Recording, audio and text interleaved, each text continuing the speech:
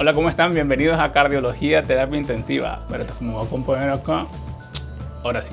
Bueno, bienvenidos a Cardiología Terapia Intensiva. Gracias por estar aquí nuevamente con nosotros. Gracias por preferir nuestro contenido. El día de hoy vamos a estar hablando sobre la siguiente pregunta. ¿Cuáles son los síntomas de que me estoy infartando? Sin más preámbulos, vamos para allá. Vamos a hablar sobre cómo reconocer los síntomas de un infarto.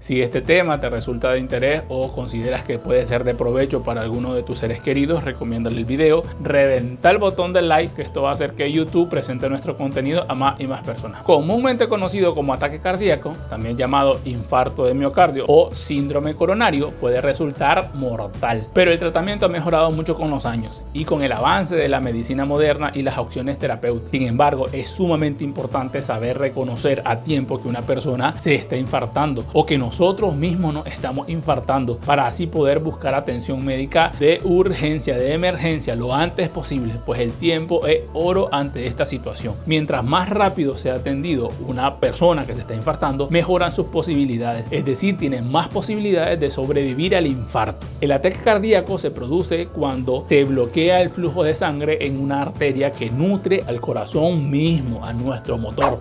Por lo general, el bloqueo se produce por la acumulación de forma progresiva a lo largo del tiempo de una placa de colesterol dentro de la arteria, en la parte interna de las arterias. Esta placa, si se rompe, expone su contenido de lípidos o grasas que están acumuladas dentro de ella y además otras células que favorecen la inflamación y la formación de coágulos, originando así un coágulo que bloquea de forma aguda o abrupta el flujo de sangre, lo que interrumpe el flujo de nutrientes a nuestro corazón. Si esta obstrucción es mantenida en función del tiempo, daña al músculo cardíaco, a sus células. Cuanto más tiempo pasa obstruido el flujo de sangre, mayor tejido cardíaco estará en riesgo. Por eso te digo que el tiempo es oro. Bueno, ¿cuáles son los síntomas de que una persona se esté infartando? ¡Ay! Me duele en el pecho.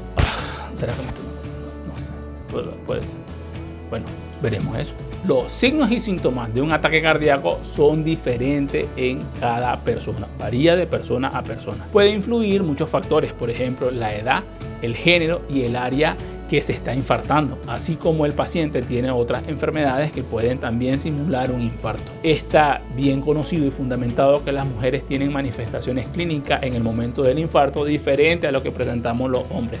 Estos síntomas en las mujeres podrían pasar desapercibidos o presentarse simplemente como una fatiga, como un cansancio. Similar sucede en los pacientes ancianos o en aquellos pacientes que son portadores de diabetes mellitus, quienes presentan alteraciones en su sistema nervioso secundario a la diabetes que disminuye su sensibilidad. Pero los síntomas más comúnmente descritos del síndrome coronario o el infarto son no necesariamente el dolor como tal, como antes se decía. Es más común la percepción de una molestia, un disconfort, una opresión en el pecho que puede propagarse hacia el brazo izquierdo o incluso a ambos brazos, hacia el cuello, hacia la mandíbula y hacia la espalda. O también se puede presentar en la boca del estómago simulando trastornos gastrointestinales como náusea, indigestión o dispepsia o ardor de estómago o gastritis. La falta de aire, la sed de aire, la sudoración fría excesiva y la fatiga. Incluso pueden haber aturdimiento o mareos repentinos. Por tanto, el mensaje es: los síntomas de un ataque cardíaco van a variar de persona a persona, así que no te imagines que todo pasa como en las películas. Las cosas no son así. No todas las personas que tienen un infarto van a tener la misma manifestación clínica, presentan diferentes síntomas o con diferente gravedad. Algunas personas pueden presentar un dolor leve, pueden presentar un dolor más intenso o incluso algunas personas ni siquiera presentan síntomas. Para otros, la primera señal puede ser un paro cardíaco repentino, es decir, estaba sano y de repente ¡pum!, cayó. Es lo que se conoce como muerte súbita, una muerte presumiblemente de causa cardíaca.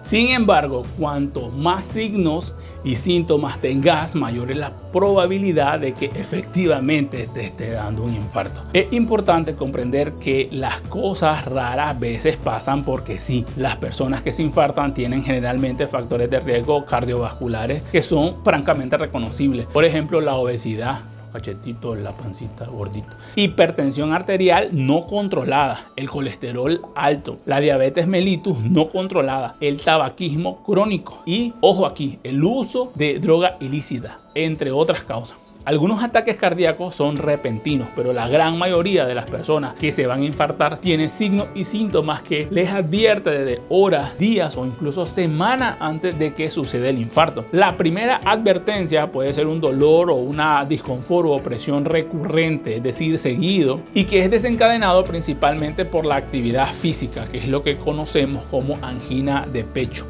En concreto, que se desencadena con el esfuerzo y que se va a aliviar con el descanso. La angina de pecho es el resultado de un descenso temporal del flujo sanguíneo dentro de las arterias de tu corazón, que ya previamente están obstruidas. ¿Cuándo debes consultar a tu médico cardiólogo? Tenés que actuar de inmediato.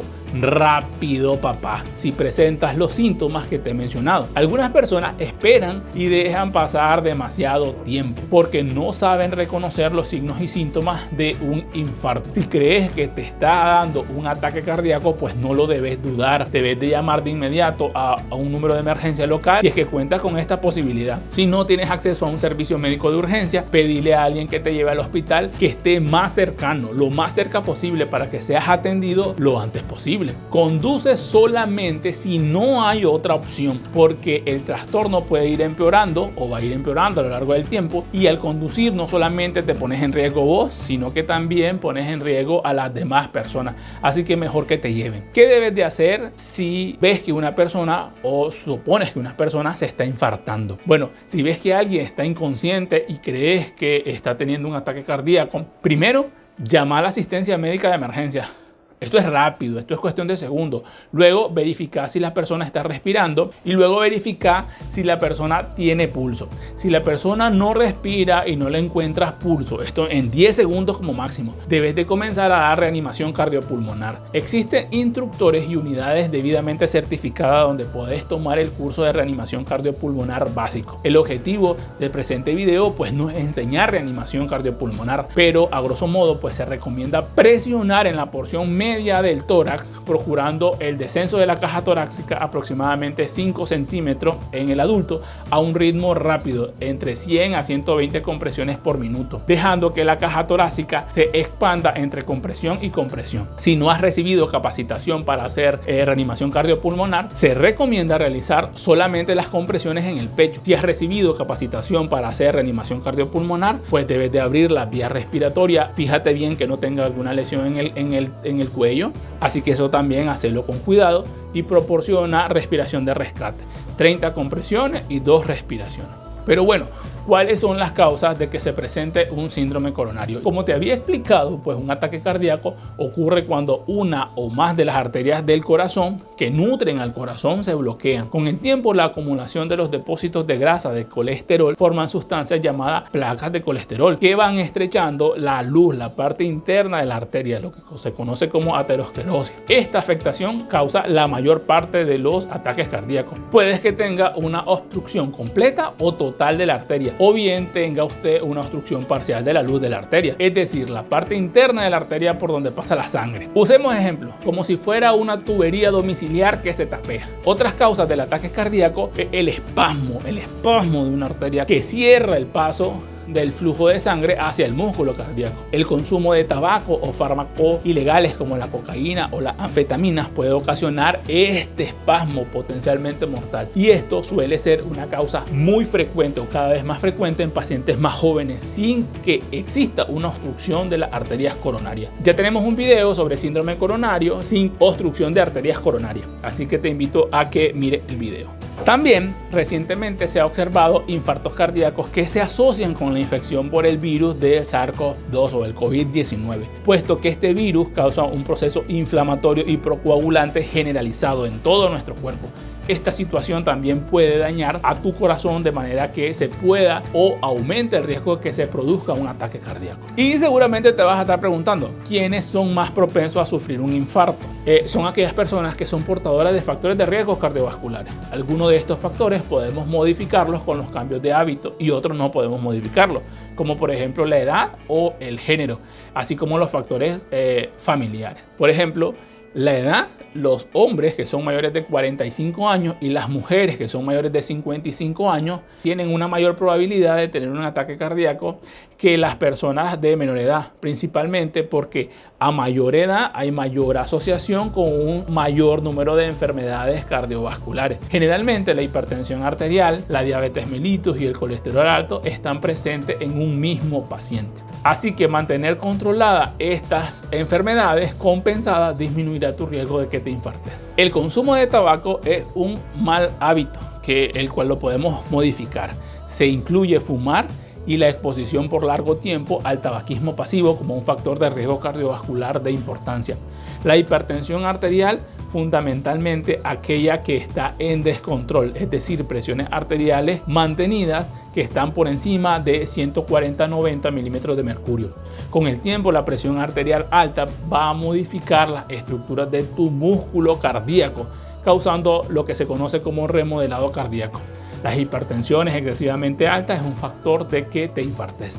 Niveles altos de colesterol o triglicéridos en sangre, es muy probable que un nivel alto de colesterol o lipoproteína de baja densidad, que es lo que se conoce como colesterol malo, vaya gradualmente estrechando tus arterias. Y un nivel alto de triglicéridos, que es un tipo de grasa que proviene fundamentalmente de la dieta, también aumenta el riesgo de que puedas presentar un ataque cardíaco. Sin embargo, un nivel alto de colesterol, de lipoproteína de alta densidad, que es el colesterol bueno, también va a influenciar en reducir este riesgo. Así que tenemos que tratar de mantener el colesterol bueno, el de alta densidad, alto. Y volvemos otra vez al mismo problema, la obesidad. La obesidad, la madre de todos los males. La obesidad está relacionada con el nivel alto de colesterol en sangre, con el nivel alto de los triglicéridos, con la presión arterial alta y con la aparición de diabetes mellitus. Tan solo una reducción del 10% del peso corporal puede reducir el riesgo de aparición de un evento cardiovascular. La diabetes en concreto, no producir suficiente insulina, que es una hormona secretada por nuestro páncreas, o responder a la insulina de manera inadecuada provoca que los niveles de glucosa en la sangre en nuestro cuerpo aumenten, lo que incrementa el riesgo de tener un ataque cardíaco a futuro.